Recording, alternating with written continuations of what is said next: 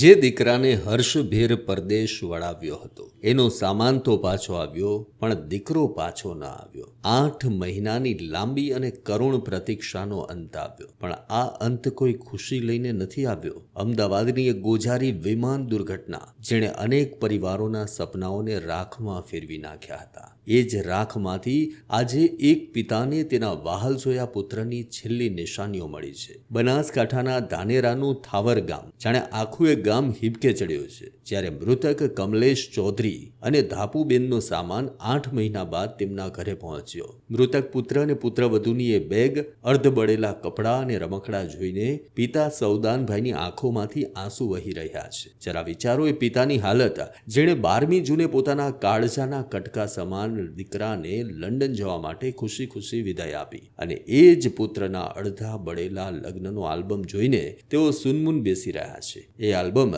જે ક્યારેક ખુશીઓનો દસ્તાવેજ હતો અને આજે માત્ર એક કડવી સ્મૃતિ બનીને રહી ગયો છે। વિમાન દુર્ઘટનામાં રાખ બનેલા સામાનમાંથી પાસપોર્ટ, આધાર કાર્ડ અને અગત્યના ડોક્યુમેન્ટ્સ તો પરત મળ્યા, પણ જે જિંદગી હોમાઈ ગઈ ને એ ક્યારેય પરત નહીં આવે। કુદરતની કેવી કરુણતા કે જે દીકરો પરદેશમાં નવું ભવિષ્ય શોધવા નીકળ્યો હતો, તેનું ભવિષ્ય અમદાવાદના આકાશમાં જ વિલાઈ ગયું।